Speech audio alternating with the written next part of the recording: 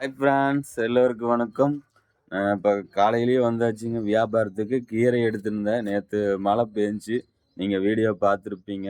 அதனால் நைட்டு சாயந்தரம் ஒரு புடிங்கோட நான் விற்க முடியல. நைட்டு நான், பாப்பா, வீட்டில் எல்லாம் 4 பேர் சேர்ந்து அந்த கீரையை நல்லா தண்ணி தொளிச்சு நல்லா ரெடி பண்ணி வச்சேங்க. அதனால தான் கீரை வந்து நல்லா தளன்னு ஃப்ரெஷ்ஷாக இருக்குது. இருங்க காமிக்கிறேன். பாருங்க, கீரை பாருங்க எவ்வளோ தளன்னு இருக்குது பாருங்க. இந்த கீரையிலே பார்த்தீங்கன்னா, இந்த பாருங்க ஓட்டையா இருக்கு பாருங்க. இந்த மாரி கீரை தான் வந்து வந்து மருந்து அதிகமா தெளிக்க மாட்டாங்க. ரூ. 5 வாங்கிட்டு இப்ப காசு குடுத்து விடுறாரு. எல்லாத்துக்கும் 2 கட்டு வாங்கிருமா? சரி சரி. அ பாலக்கீரை வாங்கிரு. எவ்வளோ? 2 கட்டா? அது 2 கட்டு வாங்கு. கருவேப்பிலை இதுதானா? கருவேப்பிலை, சிறுகீரை எல்லாத்துக்குமே 2 கட்டு வாங்கு. ம். அப்ப எல்லாத்துலயும் வாங்கி வச்சா நீ வளர்க்கறதுக்குள்ள கெட்டு போகாத. கெட்டு போகாது. நான் அதுக்கு தகுந்த மாதிரி வச்சுக்குவேன். சரி. அப்புறம் மருந்து தக்காளி காசு குடுத்து சொன்னேன், போயிட்டு வந்துடுறேன். ஜோரா வெயில் அடிக்குது.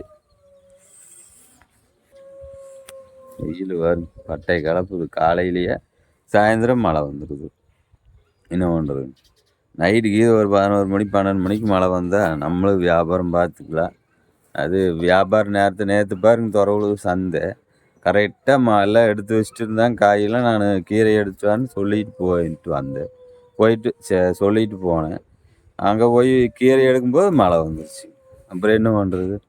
எப்படி வியாபாரம் பார்ப்பாங்க? ஏதோ ஒரு 4 காசு சம்பாதிக்கலான்னு நல்லா கடை போடுவாங்க. கடனை வாங்கி காய்கறியெல்லாம் போட்டு பண்ணுவாங்க. ஆனால் மழை வந்து எல்லாத்தையுமே கெடுத்துருதுங்க. அப்படியே கீரை விற்றுட்ருக்குறேங்க. நேற்று விற்காதனால இன்றைக்கி கொஞ்சம் ரொம்ப ரேட் ஆகுது. பசியும் எடுத்துருச்சு. நீ அடுத்து தண்ணிக்கேனும் போடணும். மல்லித்தழையும் சொல்லியிருக்கிற. என்ன தான் பண்ணுறது? தேங்காய் ஒரு பக்கம் சொல்லியிருக்கிற.